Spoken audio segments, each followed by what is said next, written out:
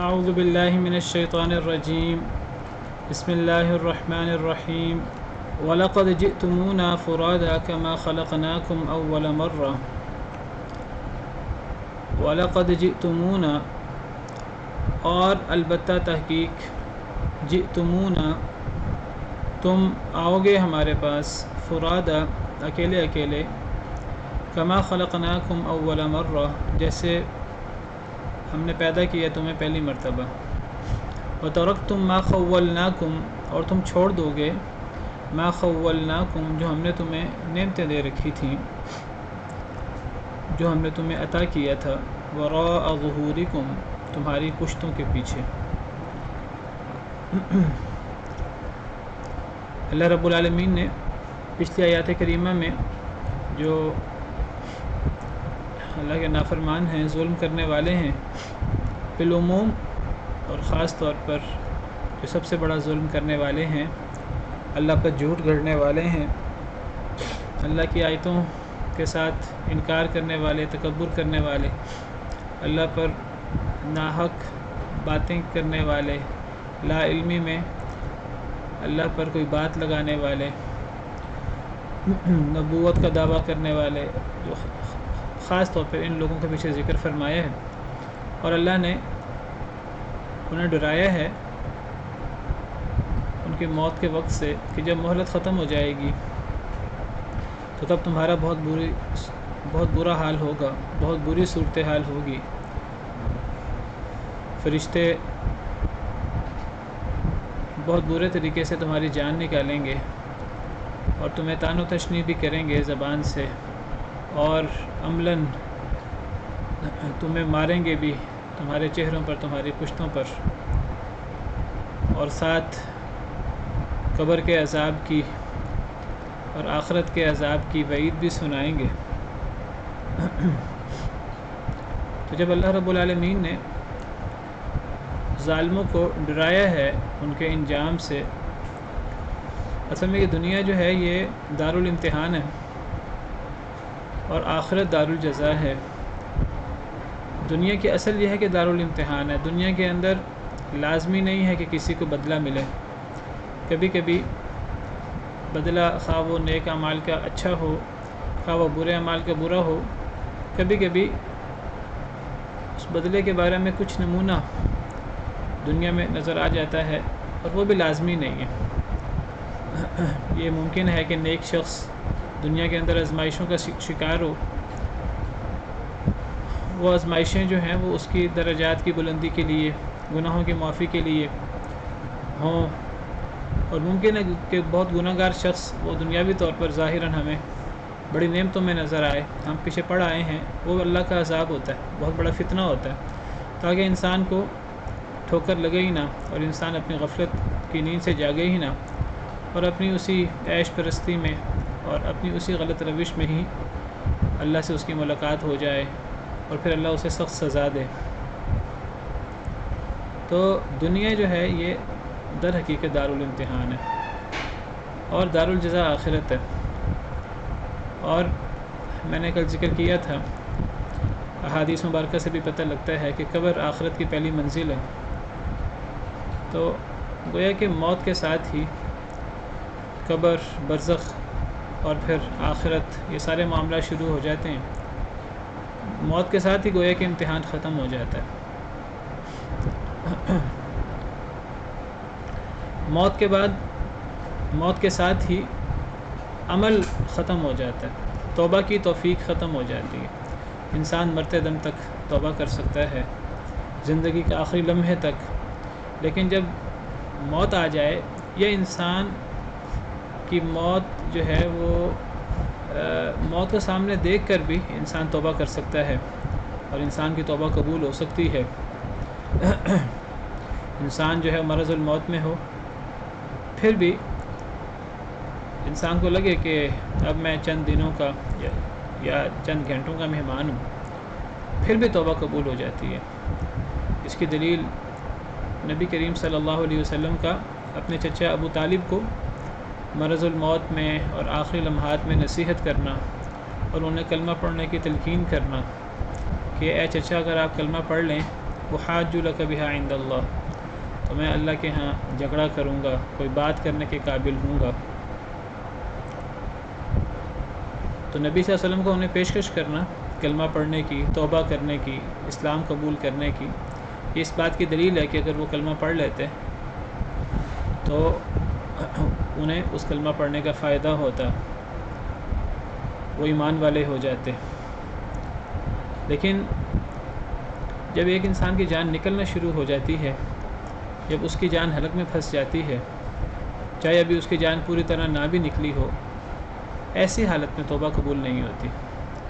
جیسے فرعون نے غرق ہوتے وقت، جب وہ سمندر کے اندر غرق ہو گیا تھا، جب وہ جو رستہ اللہ تعالیٰ نے سیدنا موسیٰ علیہ السلام اور ان کی قوم کے لیے بنایا تھا، جب حضرت موسیٰ علیہ السلام اور ان کی قوم پار اتر گئی اللہ کے حکم سے، اور پیچھے فرعون اور اس کا لشکر پوری طرح وہ جو رستہ تھا اس کے درمیان رستے میں وہ آ گئے، تو اللہ تعالیٰ نے وہ رستہ ختم کر دیا۔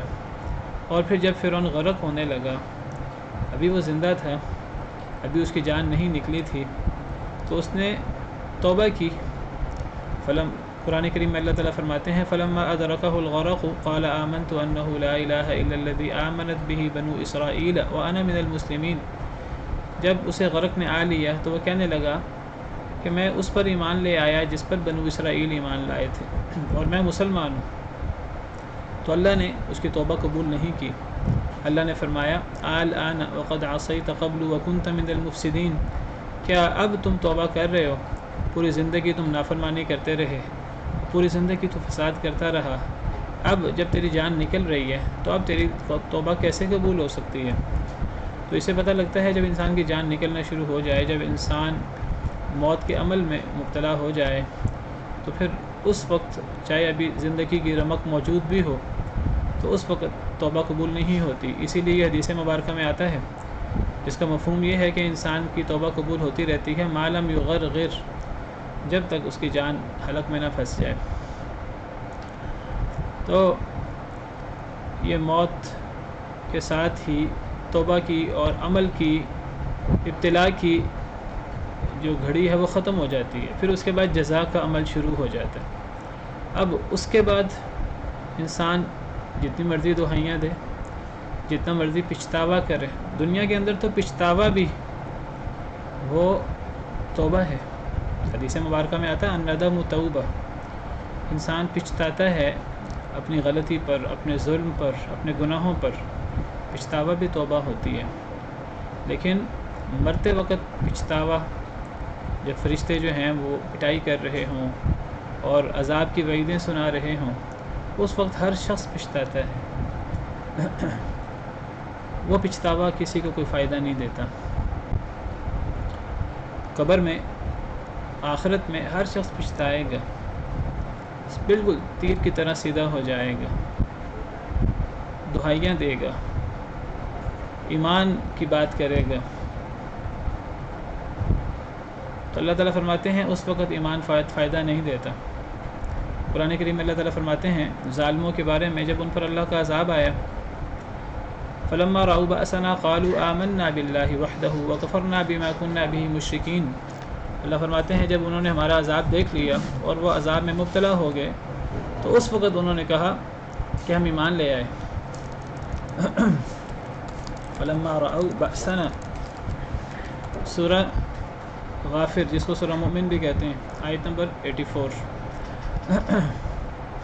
یعنی رسولوں کی زندگی میں تو، یا داعی حضرات کی زندگی میں تو، جب داعی حضرات رسولوں نے روشن نشانیاں پیش کی، دلائل پیش کیے، اس وقت تو یہ ایمان نہ لائے رسولوں پر۔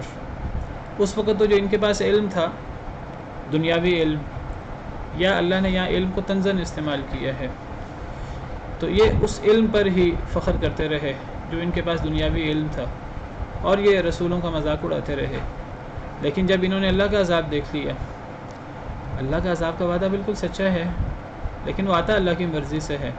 جب انہوں نے ہمارا عذاب دیکھ لیا تو وہ اس وقت کہنے لگے ہم اللہ پر ایمان لے آئے جو اکیلا ہے، وَكَفَرْنَا بِمَا كُنَّا بِهِ مُشْرِكِينَ، اور ہم جو شرک کرتے رہے اپنی زندگی میں ہم اس کا انکار کرتے ہیں۔ اللہ فرماتے ہیں فَلَمْ يَكُ يَنْفَعُهُمْ إِيمَانُهُمْ لَمَّا رَأَوْا بَأْسَنَا، جب وہ ہمارا عذاب دیکھ لیں اس وقت انہیں ان کا ایمان فائدہ نہیں دے گا۔ تو جب عذاب آ جائے، جب جان نکلنے لگے، اس وقت پھر عذاب فائدہ نہیں دیتا۔ تو ہر شخص جو ہے وہ مرتے وقت اور قبر میں اور آخرت میں توبہ کرے گا، ہر ظالم شخص، لیکن وہ توبہ فائدہ نہیں دے گی، اس کا کوئی فائدہ نہیں ہوگا۔ جب سورج مغرب سے نکلے گا اس وقت بھی توبہ کرے گا کافر، لیکن اسے اس کی توبہ فائدہ نہیں دے گی۔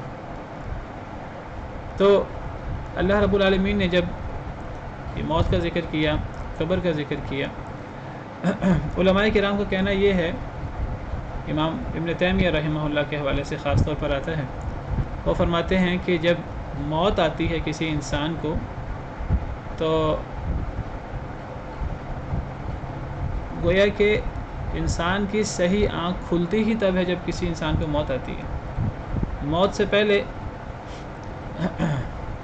ایک مسلمان کا تو مسلمان غیبی طور پر اللہ کے وعدوں پر، نبی کریم صلی اللہ علیہ وسلم کے وعدوں پر ایمان رکھتا ہے۔ اسی کا یہی مطلب ہے الذین یؤمنون بالغیب ویقیمون الصلاۃ، متقی لوگ وہ ہیں جو غیب پر ایمان لاتے ہیں۔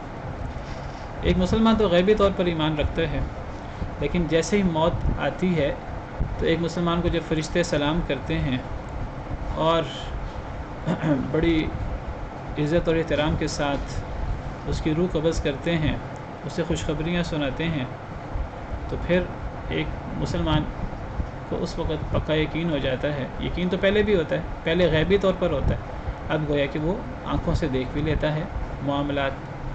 یہی معاملہ قبر کے اندر، یہی معاملہ جو ہے وہ میدان محشر میں۔ اور ایک کافر جیسے ہی اس کی موت کا عمل شروع ہوتا ہے تو ویسے ہی حقیقی طور پر اس کی آنکھیں کھل جاتی ہیں، اسے ساری سچائی، ساری حقیقت باقاعدہ وہ دیکھ لیتا ہے اپنی آنکھوں سے۔ اب سارے شکوک و شبہات ختم ہو جاتے ہیں، پھر اس وقت وہ دعائیاں دیتا ہے، اس وقت وہ توبہ کرتا ہے، لیکن اللہ فرماتے ہیں اب وہ توبہ قابل قبول نہیں ہوتی۔ تو امام ابن تیمیہ رحمہ اللہ فرماتے ہیں کہ موت کے وقت انسان کی صحیح آنکھ کھلتی ہے، اس سے پہلے انسان جو ہے خاص طور پہ ظالم لوگ وہ غفلت کا اور شکوک و شبہات کا شکار ہوتے ہیں۔ تو اللہ تعالیٰ نے اسی موت کی منظر کشی کی ہے، اور پھر اللہ تعالیٰ فرما رہے ہیں کہ موت کے بعد قبر میں اور میدان محشر میں اس کے حوالے سے اللہ تعالیٰ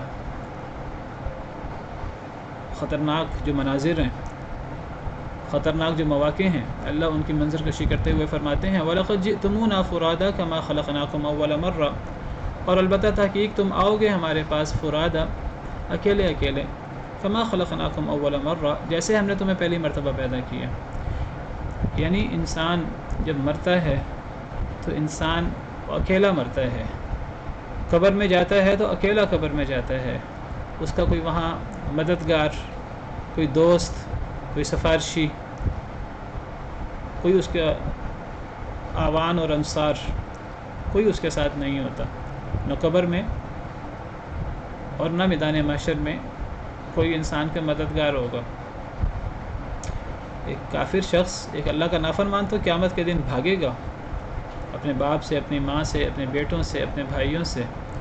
وہ تو چاہے گا کہ کاش کہ میں اپنے ماں باپ، اپنے بچے، اپنی بیوی، اپنے دوست احباب، بلکہ پوری دنیا میں فدیے میں دے کر اپنی جان بچا لوں، جس طرح سورہ معارج میں اللہ رب العالمین نے بڑی وضاحت سے بیان کیا ہے۔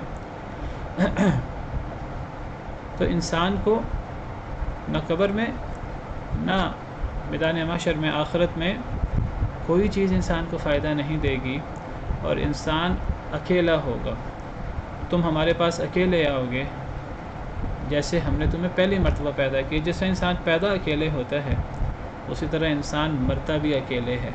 دنیا کے اندر انسان کو مغالطہ ہوتا ہے جب انسان اپنے ساتھ بہت سارے لوگ دیکھتا ہے۔ انسان پیدا ہوتا ہے، ماں باپ اس کے موجود ہوتے ہیں، اس کے بہن بھائی موجود ہوتے ہیں، اس کے ساتھ بہت سارے لوگ موجود ہوتے ہیں۔ انسان بڑا ہوتا ہے تو انسان یہ دنیا میں جو اللہ کی دی ہوئی نعمتیں ہیں، ان نعمتوں کی وجہ سے، مال و دولت کی وجہ سے، اقتدار کی وجہ سے، اللہ کی دی ہوئی صلاحیتوں کی وجہ سے، اور اللہ کے پیدا کیے ہوئے لوگوں کی وجہ سے جن کے ساتھ وہ رہتا ہے تو انسان سمجھتا ہے کہ میرا جتھا بڑا مضبوط ہے۔ اللہ فرماتے ہیں کہ یہ بہت بڑا دھوکہ ہے انسان کا کہ جتھا نہ انسان کو قبر میں کام آئے گا، نہ موت کے وقت، نہ قبر میں، نہ حشر میں۔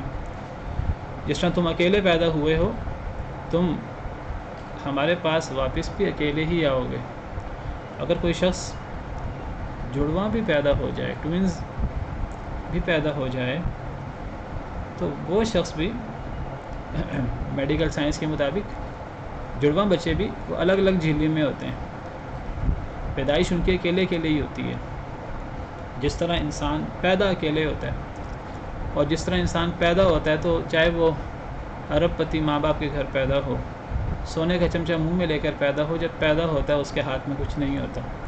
اسی طرح ایک انسان اکیلا فوت ہو یا ہزاروں لوگوں کے ساتھ فوت ہو، والعیاذ باللہ، کوئی بڑی مصیبت آ جائے، کوئی زلزلہ آ جائے، کوئی لوگ اکٹھے فوت ہو جائیں، حتیٰ کہ اگر لوگوں کو اکٹھے دفنا بھی دیا جائے، اجتماعی قبر بھی بنا دی جائے، ہر انسان کا اپنا معاملہ ہوتا ہے۔ ہر انسان کا معاملہ جو برزخی معاملہ ہے، جو سوال و جواب ہیں قبر کے، جو مرتے وقت کے معاملات ہیں، فرشتوں کا روح قبض کرنا، قبر کے معاملات، آخری معاملات، اس سارے کے سارے ہر انسان کے اکیلے ہوتے ہیں۔ وہاں انسان اکیلا ہوگا، وہاں انسان کے کام آنے والی اگر کوئی چیز ہے تو وہ نہ دنیا کا مال ہے، نہ دنیا کا اقتدار ہے، نہ انسان کی کوئی صلاحیت ہے، نہ انسان کا جتھا اور انسان کے ساتھی ہیں، رشتہ دار ہیں۔ اس وقت اگر کوئی چیز انسان کے کام آئے گی تو وہ انسان کے اعمال ہیں۔ صرف انسان کے اعمال انسان کے کام آ سکتے ہیں، اور اس کے علاوہ کوئی چیز انسان کے کام نہیں آ سکتی۔ قرآن کریم میں اللہ رب العالمین نے یہ موضوع کئی جگہ بیان کیا ہے۔ وَعُرِضُوا عَلَىٰ رَبِّكَ صَفًّا، سورہ کہف میں اللہ فرماتے ہیں کہ اپنے رب کے پاس یہ صفوں کی شکل میں پیش کیے جائیں گے۔ وَعُرِضُوا عَلَىٰ رَبِّكَ صَفًّا لَقَدْ جِئْتُمُونَا كَمَا خَلَقْنَاكُمْ أَوَّلَ مَرَّةٍ، اللہ فرمائیں گے تم تو ہمارے پاس ایسے آئے ہو جیسے ہم نے تمہیں پہلی مرتبہ پیدا کیا۔ بَلْ زَعَمْتُمْ أَن لَّن نَّجْعَلَ لَكُم مَّوْعِدًا، بلکہ تم نے تو گمان کیا تھا کہ ہم تمہارے لیے کوئی موعد مقرر ہی نہیں کریں گے، ہم تمہیں دوبارہ پیدا ہی نہیں کریں گے۔ تم تو بعث بعد الموت کا انکار کرتے تھے۔ آج تم اللہ کے سامنے موجود ہو میدان محشر میں، اور تم اس طرح آئے ہو اللہ کے حضور جس طرح تم پہلی دفعہ پیدا ہوئے تھے۔ اس کے اندر انسان اکیلا پیدا ہوتا ہے، خالی ہاتھ پیدا ہوتا ہے، یہ بھی اس کے اندر آ جاتا ہے اور یہ بھی اس کے اندر آ جاتا ہے کہ انسان کے سارا مال و دولت، سارا اقتدار، ساری صلاحیتیں، سارے اعوان انصار وہ دنیا کے اندر رہ جاتے ہیں۔ تو انسان کو اگر کوئی چیز فائدہ دے گی، اور اس کے اندر یہ بھی آ جاتا ہے جس طرح انسان پیدا ہوتا ہے تو اس وقت چاہے وہ ارب پتی ماں باپ کے گھر پیدا ہو، بادشاہ کے گھر پیدا ہو، ننگا پیدا ہوتا ہے۔ جب انسان پیدا ہوتا ہے جیسے مرضی گھرانے میں پیدا ہو، غریب گھرانے میں یا مالدار گھرانے میں، بغیر پاؤں میں جوتے کے پیدا ہوتا ہے۔ اس کے نہ جسم پہ کوئی کپڑا ہوتا ہے، نہ پاؤں میں اس کے جوتے ہوتے ہیں، نہ اس کے ختنہ ہوا ہوتا ہے، وہ جردن مردن پیدا ہوتا ہے۔ تو جس طرح انسان پیدا ہوتا ہے پہلی مرتبہ، قیامت کے دن اسی طرح اللہ کے حضور پیش ہوگا، اکیلا ہوگا، کوئی اس کا مددگار نہیں ہوگا، کوئی اس کے پاس روپیہ پیسہ نہیں ہوگا، کوئی اس کے اعوان و انصار نہیں ہوں گے۔ اگر اللہ کا نافرمان ہوگا، اللہ ناراض ہوں گے تو کوئی اس کا سفارشی بھی نہیں ہوگا، اور وہ اللہ کے حضور جب پیش ہوگا قیامت کے دن تو وہ بغیر لباس کے، بغیر جوتوں کے، بغیر ختنہ کیے اس طرح پیش ہوگا۔ سیدہ عائشہ رضی اللہ عنہا نے پوچھا، اے نبی صلی اللہ علیہ وسلم، کیا لوگ ایک دوسرے کو دیکھیں گے نہیں؟ مرد عورت سب میدان معاشر میں موجود ہوں گے۔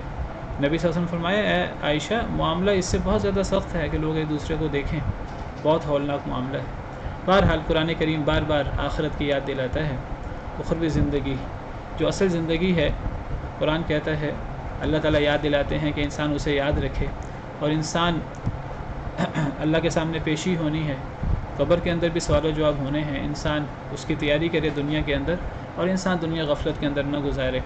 انسان کو مغالطہ نہ ہو کہ دنیا کے اندر اگر مجھے میرے گناہوں کے باوجود اگر نعمتیں ملتی رہیں، یہ اللہ رب العالمین کا حلم تھا، یہ اللہ رب العالمین کی رحمت تھی، لیکن اللہ رب العالمین کی رحمت ایک کافر کے لیے دنیا میں تو ہو سکتی ہے، لیکن آخرت میں اللہ تعالیٰ فرماتے ہیں کہ آخرت میں اللہ کی رحمت صرف مومنین کے لیے خاص ہے۔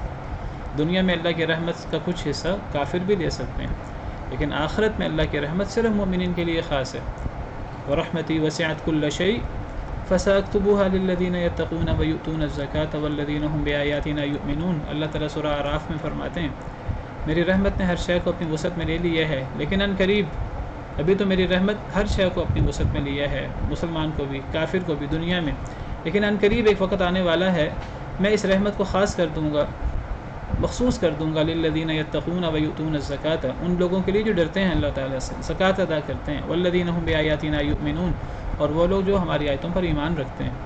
اور آگے مزید صفات ہیں جو رسول نبی امی پر ایمان لاتے ہیں۔ تو بہرحال فرمایا کہ اللہ کی رحمت آخرت میں صرف مومنوں کے لیے ہوگی، وکان بالمؤمنین رحیما۔ تو انسان کو یہ مغالطہ نہ ہو کہ کئی کفار کو یہ مغالطہ ہوا کہ آخرت ہے ہی نہیں، مرنے کے بعد زندگی ہے ہی نہیں، اور اگر بالفرض ہوئی بھی تو دنیا میں بڑا مال ہے ہمارے پاس، جب دنیا میں بڑا مال ہے تو آخرت میں کیوں نہیں ہوگا؟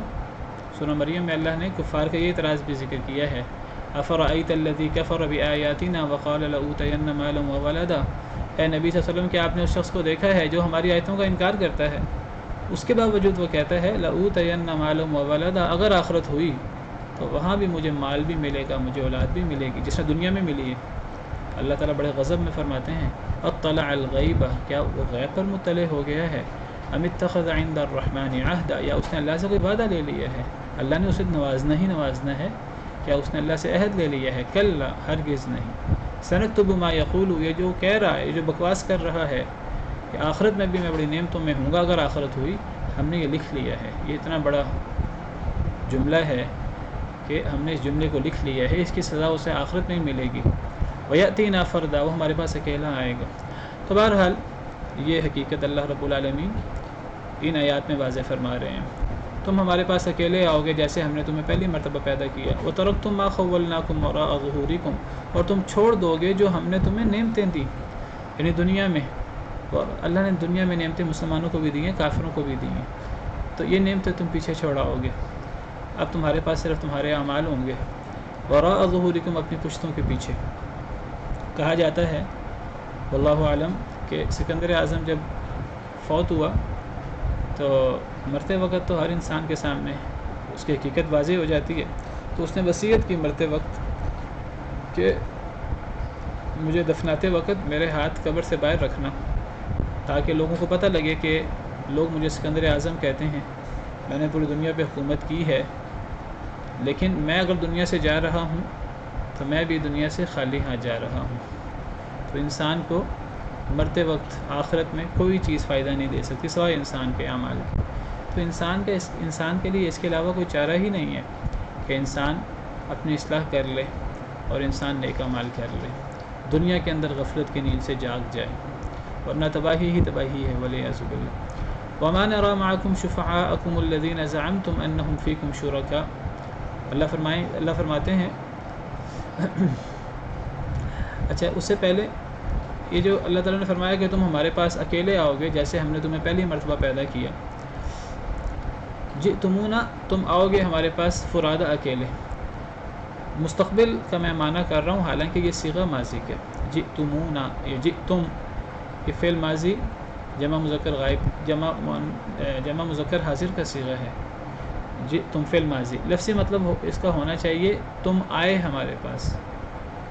وَتَرَكْتُم مَا خَوَّلْنَاكُمْ، میں نے ترجمہ کیا تم چھوڑ دو گے جو ہم نے تمہیں نعمتیں دی دنیا میں، یعنی وراء ظہورکم، اپنی پشتوں کے پیچھے۔ میں نے ترجمہ مستقبل میں کیا ہے، حالانکہ وترکتم یہ بھی فعل ماضی جمع مذکر حاضر کا صیغہ ہے، تو فعل ماضی کے اندر ماضی کا معنی ہوتا ہے، ترجمہ تو یہ ہونا چاہیے لفظی کہ تم نے چھوڑ دیا۔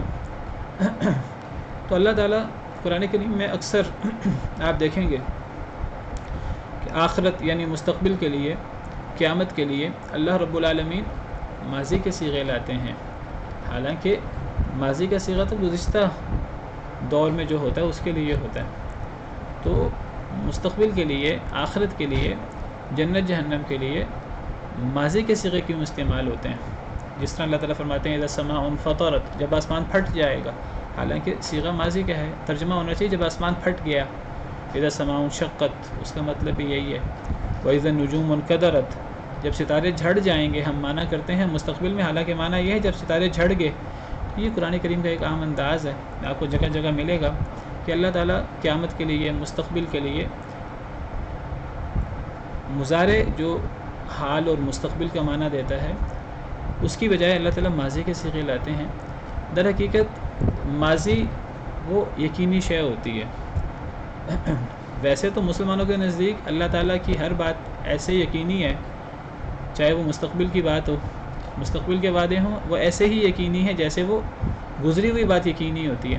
لیکن بہرحال دنیا میں عام لوگوں کی، اگر ایک شخص کہ میں کل یہ کام کروں گا، ضروری نہیں وہ یہ کام کر سکے یا نہ کر سکے، کیونکہ انسان کے پاس اتنی پاور، اتنا اختیار نہیں ہے کہ اس کی تقدیر اس کے ہاتھ میں ہو۔ اسے نہیں پتہ کہ کل کیا ہونا ہے۔ انسان یہ کہہ سکتا ہے کہ کل اگر میں زندہ رہا، اگر حالات نے ساتھ دیا تو میں یہ کام کروں گا۔ ضروری نہیں انسان اگر دعویٰ کرے میں کل یہ کام کروں گا تو کل یہ کام کر سکے۔ تو مستقبل وہ کبھی بھی یقینی نہیں ہوتا، چاہے ایک انسان کتنا ہی طاقتور کیوں نہ ہو۔ ماضی میں جو کام ہو چکا ہوتا ہے وہ یقینی ہوتا ہے، اس میں شک نہیں ہوتا۔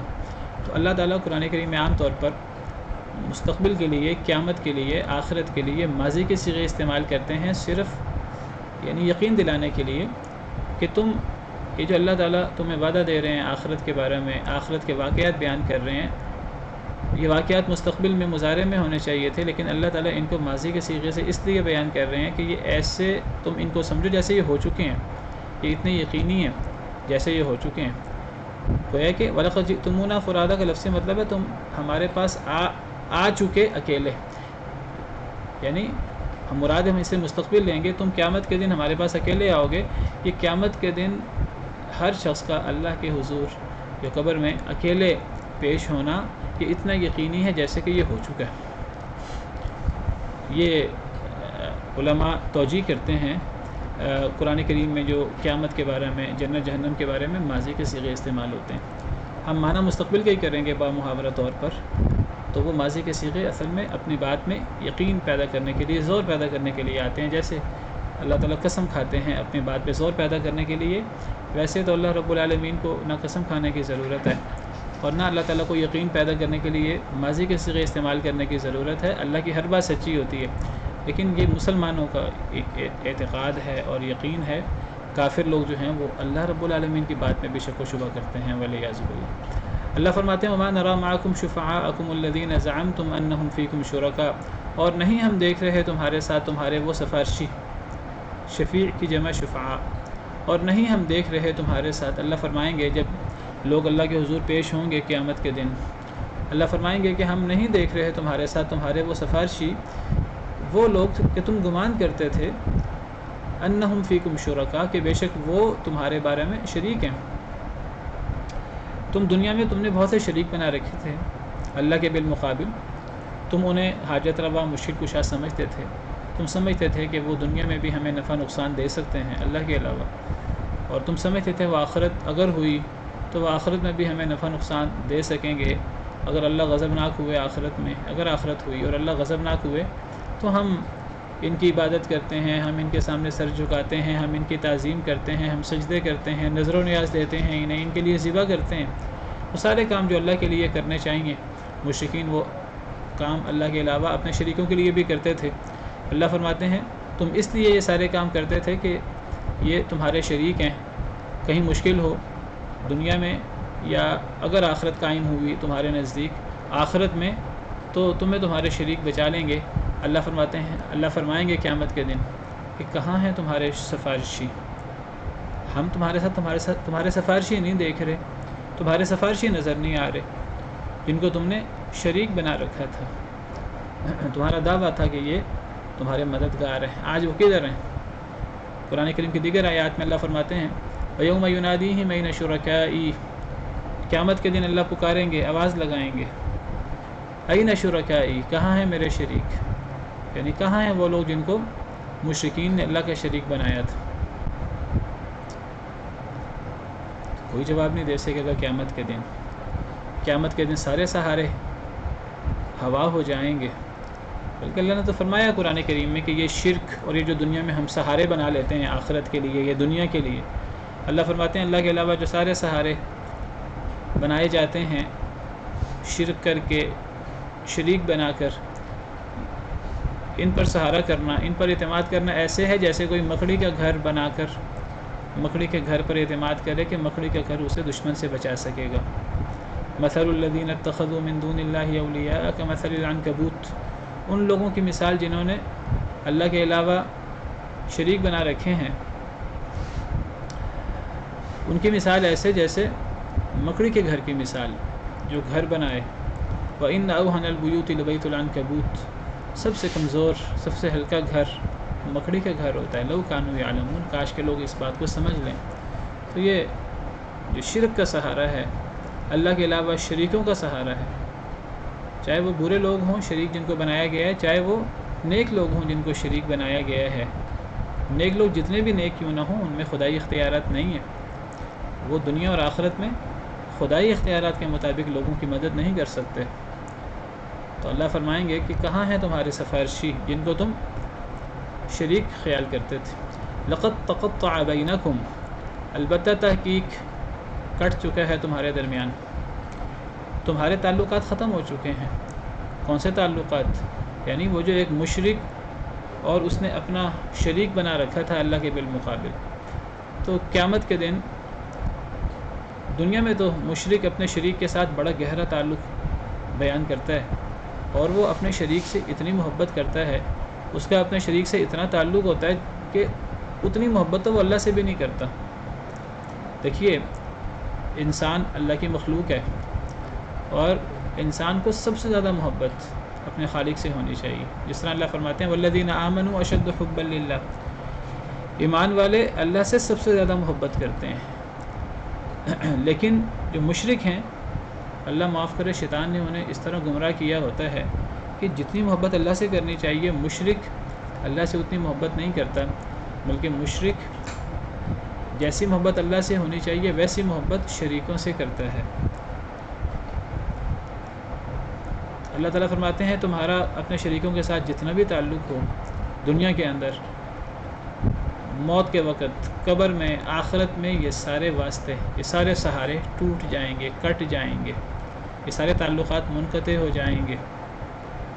وضل عنکم، اور گم ہو جائے گا تم سے ما کنتم تزعمون، جو تم گمان کیا کرتے تھے، جو تم جھوٹی سی سچی باتیں گمان کرتے تھے، یہ جو تم اللہ پہ جھوٹ باندھتے تھے کہ اللہ نے ہی ان لوگوں کو پاور دے رکھی ہے، اللہ نے ہی انہیں اختیار دے رکھا ہے، یہ بڑی کرنے والے ہیں، یہ حاجت روائی کرنے والے، مشکل کشائی کرنے والے ہیں، یہ غیب جاننے والے ہیں، یہ ہمیں مشکلات سے بچانے والے ہیں۔ وہ تو اپنے آپ کو مشکلات سے نہیں بچا سکتے تھے، وہ تو اپنی مدد نہیں کر سکتے تھے، وہ تمہاری مدد کیا خواہ کرتے۔ تو اللہ فرماتے ہیں قیامت کے دن سارے تعلق مشرک اور اس کے شریک کے ٹوٹ جائیں گے۔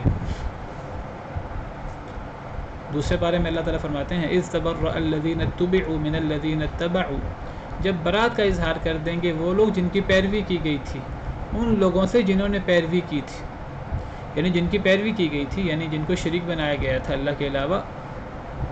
مثلا عیسائی حضرت عیسیٰ کو جو ہے وہ اللہ یا اللہ کا بیٹا کہتے ہیں، اللہ اور اپنے درمیان واسطہ مانتے ہیں۔ تو اللہ فرماتے ہیں جن کی پیروی کی گئی تھی وہ برات کا اظہار کر دیں گے اپنے مشرکوں سے۔ اذ تبرأ الذین اتبعوا من الذین اتبعوا، جب جن کی پیروی کی گئی تھی جب وہ برات کا اظہار کر دیں گے ان لوگوں سے جنہوں نے پیروی کی تھی، ورأوا العذاب، اور وہ عذاب دیکھ لیں گے، وتقطعت بہم الاسباب، سارے تعلق ٹوٹ جائیں گے اس وقت، یہ شریک اور مشرک کا تعلق بھی ٹوٹ جائے گا۔ جس طرح باقی رشتہ داریاں دنیا کی وہ قیامت کے دن ہوا ہو جائیں گی، اس طرح یہ مشرک اور شریک کا تعلق بھی ختم ہو جائے گا۔ وہ مشرک جو اپنے شریک سے اتنی محبت کرتا ہے جتنی محبت اللہ سے کرنی چاہیے، تو وہ محبت بھی ختم ہو جائے گی قیامت کے دن۔ بلکہ جن کی پیروی کی گئی تھی، جن کو معبود بنایا گیا تھا اللہ کے علاوہ، وہ دشمن بن جائیں گے مشرکوں کی، اور مشرک اپنے شریکوں کے دشمن بن جائیں گے۔ بلکہ قیامت کے دن کہیں گے مشرک لوگ وقال الذين اتبعوا لو ان لنا كرة فنتبرأ منهم كما تبرؤوا منا، وہ لوگ جنہوں نے پیروی کی تھی، مشرک لوگ جنہوں نے کچھ لوگوں کی ذات میں، کچھ نیک لوگوں کی ذات میں غلو کر کے انہیں اللہ کا شریک بنایا تھا، جب وہ دیکھیں گے قیامت کے دن کہ ہم تو دنیا میں ان کے لیے کتنے پاپڑ بیلتے رہے، ہم تو دنیا میں ان کی عبادتیں کرتے رہے، ہم ان کے نام کی نظر و نیاز دیتے رہے، ان کے لیے ذبح کرتے رہے، ان سے دعائیں مانگتے رہے، ان سے اتنی محبت کرتے رہے، اب قیامت کے دن انہوں نے ہمیں ہری جھنڈی دکھا دی ہے، انہوں نے برات کا اظہار کر دی ہے ہم سے، تو جب وہ یہ دیکھیں گے وہ کہیں گے کاش کہ دوبارہ دنیا میں ایک دفعہ جانا ہو، ہم تمہارے ساتھ اسی طرح برات کا اظہار کریں جس طرح تم ہمارے ساتھ برات کا اظہار کر رہے ہو آخرت میں۔ وقال الذين اتبعوا لو ان لنا كرة فنتبرأ منهم كما تبرؤوا منا كذلك يريهم الله اعمالهم حسرات عليهم، اللہ اسی طرح ان کو قیامت کے دن ان کے اعمال حسرت بنا کر دکھائیں گے، وما هم بخارجين من النار، اور وہ آگ سے نکل نہیں سکیں گے۔ ایک مشرک شخص پر اللہ نے جنت حرام کر دی ہے، انہ من یشرک باللہ فقد حرم اللہ علیہ الجنہ، جو اللہ کے ساتھ شرک کرتا ہے اللہ نے اس پر جنت حرام کر دی ہے، ومأواہ النار، اس کا ٹھکانہ ہمیشہ کے لیے آگ ہے، وما للظالمین من انصار، ظالموں کا کوئی مددگار نہیں ہے۔ ان اللہ فالق الحب والنوى، اللہ فرماتے ہیں کہ بے شک اللہ تعالیٰ فالق، پھاڑنے والا ہے، الحبی، دانے کا، والنوى، اور گٹھلی کا۔ اب اللہ تعالیٰ اپنی عظیم قدرتیں بیان فرما رہے ہیں، اپنی عظمت، اپنی شان بیان فرما رہے ہیں، اور اللہ تعالیٰ اپنی توحید کے دلائل بیان فرما رہے ہیں۔ میں بتاتا ہوں کہ جب یہ اللہ کی توحید کے دلائل، اللہ کی عظمت، اللہ کی شان جب یہ ختم ہوتی ہے، اللہ تعالیٰ یہ اپنی شان قرآن کریم میں جگہ جگہ کیوں بیان کرتے ہیں؟ قرآن کریم کا مین موضوع، ایک بڑا موضوع، اللہ رب العالمین کی شان بیان کرنا، اللہ رب العالمین کی بڑی بڑی قدرتیں، اللہ تعالیٰ کی قدرتیں بیان کرنا، اللہ کی قوت بیان کرنا، اللہ کے بڑے بڑے کارنامے بیان کرنا، اللہ کی عظمت بیان کرنا، یہ قرآن کریم کا ایک مین موضوع ہے۔ تو اللہ تعالیٰ فرما رہے ہیں ان اللہ فالق الحب والنوى، بے شک اللہ تعالیٰ پھاڑنے والے ہیں دانے کو بھی اور گٹھلی کو بھی، حب دانا اور النوى گٹھلی، گٹھلی جس سے پھل وغیرہ، کھجور اور اس قسم کی چیزیں پیدا ہوتی ہیں، اور دانہ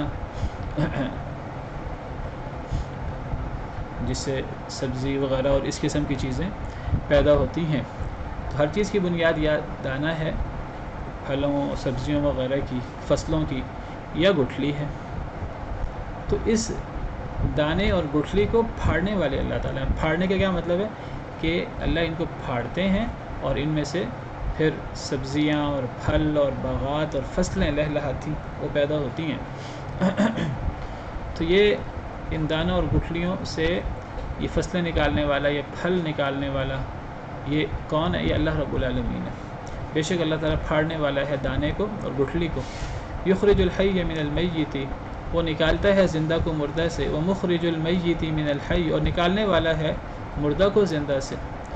ذالکم اللہ، یہ اللہ ہے، اللہ یہ ہوتا ہے، معبود حقیقی اسے کہتے ہیں۔ فأنی تؤفکون، بس کہاں تم بہکائے جاتے ہو؟ یعنی تم نے اللہ کے بندوں کو، اللہ کی مخلوق کو، ٹھیک ہے وہ اللہ نے ان کو بڑا مقام دیا ہے، اللہ نے ان کو بڑی عزت دی ہے اپنی مخلوق کے اندر، انسانوں کے اندر، لیکن اللہ نے ان کو جتنا مقام دیا ہے، اللہ نے ان کو جتنی عزت، جتنے درجات دیے ہیں، ان درجات کا مطلب یہ نہیں ہے کہ اب وہ مخلوق سے نکل کر خالق بن گئے ہیں۔ اس کا مطلب یہ نہیں کہ وہ انسان سے نکل کر ان میں کوئی خدائی صفات آ گئی ہیں، وہ اللہ بن گئے ہیں یا اللہ کے بیٹے بن گئے ہیں، والعیاذ باللہ۔ بڑا مقام ہے، لیکن اس بڑے مقام کے باوجود ہیں مخلوق ہی، ان کے پاس خدائی اختیارات نہیں ہیں، وہ اللہ کے شریک نہیں بن سکتے کبھی بھی، اور نہ کبھی انہوں نے دعویٰ کیا ہے۔ یہ تو گمراہ لوگ، مشرک لوگ ان کی ذات میں غلو کر کے ان کے بارے میں یہ دعوے کرتے ہیں، کبھی کسی نبی نے، کسی ولی نے یہ دعویٰ نہیں کیا۔ اللہ فرماتے ہیں کبھی کسی نبی نے، کبھی کسی رسول نے یہ دعویٰ ہی نہیں کیا کہ اللہ کو چھوڑ کر میرے بندے بن جاؤ۔ ہر رسول کا دعویٰ یہی رہا ہے، وَلَكِنْ كُونُوا رَبَّانِيِّينَ، رب والے بن جاؤ۔ مَا كَانَ لِبَشَرٍ أَن يُؤْتِيَهُ اللَّهُ الْكِتَابَ وَالْحُكْمَ وَالنُّبُوَّةَ ثُمَّ يَقُولَ لِلنَّاسِ كُونُوا عِبَادًا لِّي مِن دُونِ اللَّهِ وَلَكِنْ كُونُوا رَبَّانِيِّينَ۔ ان نبیوں کا، ان رسولوں کا، نیک لوگوں کا ہمیشہ یہی موقف ہوتا ہے ہمیشہ یہی قول، یہی دعوت ہوتی ہے، رب والے بن جاؤ، اللہ والے بن جاؤ۔ وہ لوگوں کو اللہ کی عبادت کی طرف بلاتے ہیں، نہ کہ اپنی عبادت کی طرف بلاتے ہیں۔ تو اللہ فرماتے ہیں کہ اللہ کی مخلوق کو یہ شیطان کا بہت بڑا وسوسہ ہے کہ شیطان گمراہوں کو تو جو اللہ کی بات نہیں ماننا چاہتے ان کو تو سرکشی کی بنا پر گمراہ کر دیتا ہے، اور جو کوئی نیکی کرنا چاہتے ہیں، عبادت کرنا چاہتے ہیں، تو شیطان انہیں گمراہ کرتا ہے انہی کے انداز میں کہ نیک لوگ جن سے وہ محبت کرتے ہیں ان کے اندر ان نیک لوگوں کی محبت میں غلو پیدا کر دیتا ہے، اتنا غلو پیدا کر دیتا ہے کہ وہ نیک لوگوں کو بہت مخلوق میں سے بہت نیک سمجھنے کی بجائے وہ اتنا نیک سمجھنا شروع کر دیتے ہیں، ان کے ساتھ میں اتنا غلو کرتے ہیں کہ ان میں خدائی صفات پیدا کر دیتے ہیں۔ یہود و نصارہ اور ان سے پہلے قومیں، ان کی گمراہی کی بڑی وجہ یہ تھی۔ اسی لیے اللہ تعالیٰ نے قرآن کریم میں اہل کتاب کو اور ان کے واسطے سے ہمیں اللہ رب العالمین نے غلو سے منع فرمایا۔ یا اہل الکتاب لا تغلوا فی دینکم ولا تقولوا علی اللہ الا الحق، اے اہل کتاب اپنے دین میں غلو نہ کرو، اللہ پر ناحق کوئی بات نہ کہو۔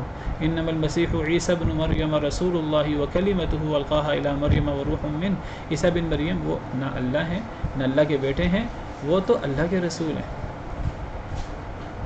وکلمتہ اللہ کا کلمہ ہے، القاها الی مریم جو اللہ نے مریم کی طرف ڈالا تھا علیہ السلام، وروح من اللہ کی طرف سے روح ہے۔ فآمنوا باللہ ورسولہ، اللہ اور اس کے رسولوں پر ایمان لاؤ، اللہ کو اللہ مانو، رسولوں کو رسول مانو۔ ولا تقولوا ثلاثہ، تین نہ کہو، انتہوا خیر لکم انما اللہ الہ واحد، بعض آ جاؤ یہ بہتر ہے تمہارے لیے، اللہ ایک ہی معبود ہے۔ سبحانہ ان یکون لہ ولد، اللہ اسے پاک ہے کہ اللہ کی اولاد ہو۔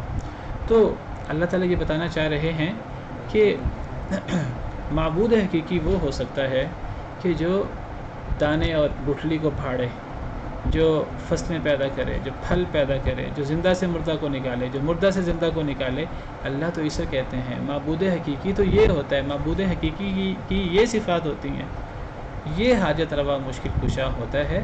تم اس اللہ کو چھوڑ کر کہاں بہکائے گئے ہو کہ تم نے اللہ کی ہی مخلوق کو، جو اللہ کے انتہائی عاجز بندے ہیں، چاہے وہ کتنے نیک کیوں نہ ہوں، ان کا دعویٰ اللہ کی بندگی کا ہے۔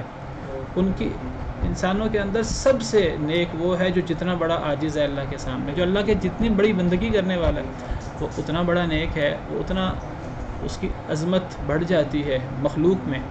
لیکن عظمت بڑھنے کا مطلب یہ نہیں کہ وہ خدا بن جائے، اللہ کا بیٹا بن جائے۔ معبود حقیقی وہ یہ ہوتا ہے۔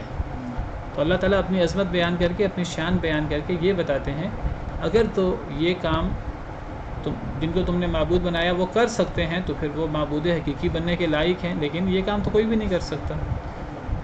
نہ کوئی بارشیں برسا سکتا ہے، نہ کوئی زمین کو مردہ سے زندہ کر سکتا ہے، نہ کوئی دانے اور گٹھلی کو پھاڑ کر اس سے کچھ فصلیں اور پھل نکال سکتا ہے، کوئی کسی کو پیدا ہی نہیں کر سکتا۔ بڑی بڑی چیزوں کو پیدا کرنا تو دور کی بات، کوئی مکھی اور مچھر کو پیدا نہیں کر سکتا۔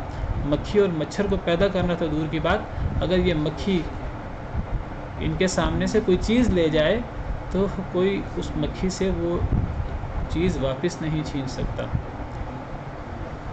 یہ اللہ ہے۔ فَأَنَّىٰ تُؤْفَكُونَ، کہاں تم بہکائے جاتے ہو، تُؤْفَكُونَ بہکائے جاتے ہو تم، انا پس کہاں، تُؤْفَكُونَ تم بہکائے جاتے ہو، تم کہاں بہک گئے ہو، تم اپنے عظیم الشان رب کو چھوڑ کر تم کن چیزوں کے پیچھے پڑ گئے ہو، کن کو تم نے خدائی صفات دے دی ہیں۔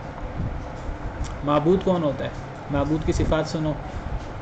بہرحال پیچھے فرمایا کہ معبود وہ ہے جو دانے اور گٹھلی کو پھاڑنے والا ہے، اس سے فصلیں اور پھل نکالنے والا ہے۔ پھر فرمایا کہ جو زندہ کو مردہ سے نکالتا ہے، مردہ کو زندہ سے نکالتا ہے۔ زندہ کو مردہ سے نکالنے سے اور زندہ سے مردہ کو نکالنے سے مراد کیا ہے؟ مردہ سے زندہ کو نکالنا، اس کی مثال جیسے یہ دانہ اور گٹھلی یہ بے جان ہوتی ہے، اس کے اندر جان نہیں ہوتی، لیکن آپ دیکھیے اس بے جان چیز سے، اس مردہ سے اللہ تعالیٰ کیسے لہلہاتی پھلوں کے باغ، درخت جن کے اندر ایک مخصوص قسم کی جان ہے، ایک مخصوص قسم کی روح ہے، یہ باقاعدہ بڑھتے ہیں، ان کی نشو و نما ہوتی ہے، ان کے اندر جان ہے۔ تو گویا کہ اللہ تعالیٰ جو ہے وہ بے جان سے، دانے سے اور گٹھلی سے جاندار نکالتے ہیں، اور پھر زندہ سے مردہ کو نکالتے ہیں، یعنی پھر دوبارہ ان پھلوں سے اور ان سبزیوں سے، ان فصلوں سے جو جاندار ہیں ان سے اللہ دوبارہ دانہ اور گٹھلی اللہ نکالتے ہیں. یہ ایک سرکل چلتا رہتا ہے. تو دیکھیں مردہ سے زندہ کو نکالنے والا اور زندہ سے مردہ کو نکالنے والا کون ہے؟ اللہ رب العالمین. یہ سارا سرکل اللہ رب العالمین نے چلایا ہے. یہ اللہ کے علاوہ کوئی یہ کام نہیں کر سکتا. اگر انسان یہ کام کرتا ہے، وہ بوائی کرتا ہے اور فصل اگاتا ہے، تو انسان صرف وہ بیج بوتا ہے، محنت کرتا ہے، پانی دیتا ہے، اس کے اندر روح ڈالنے والا تو اللہ رب العالمین ہی ہے.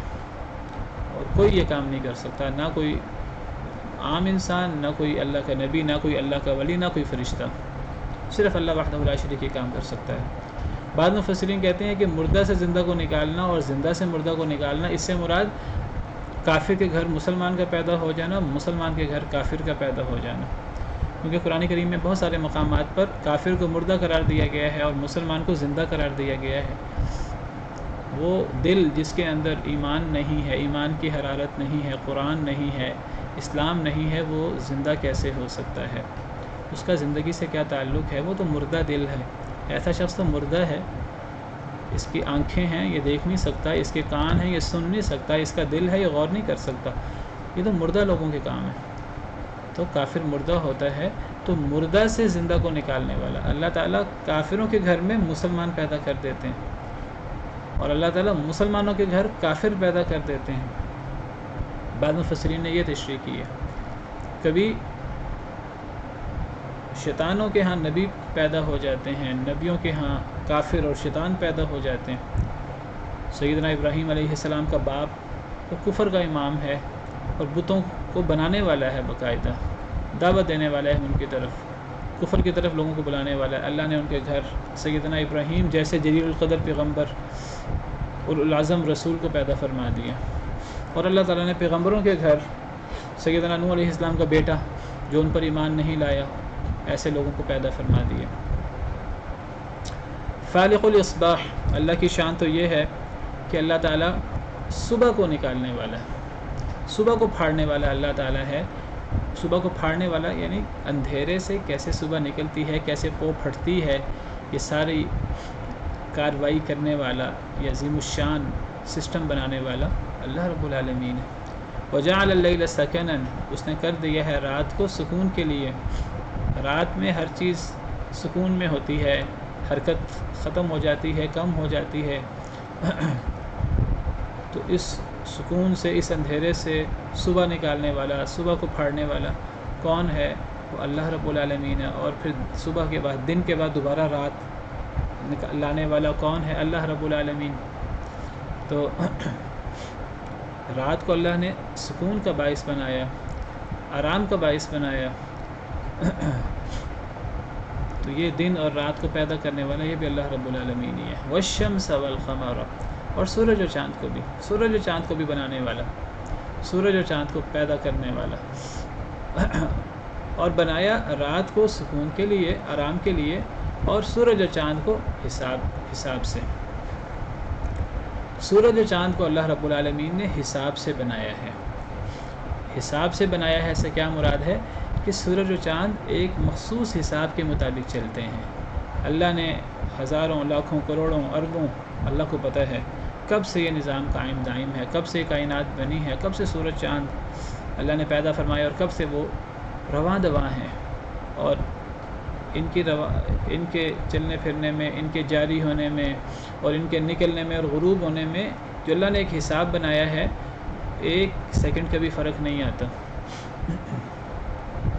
تو یہ سورج اور چاند کو، رات کو سکون کا باعث بنانے والا اور سورج اور چاند کو حساب سے بنانے والا کون ہے؟ اللہ رب العالمین ہے.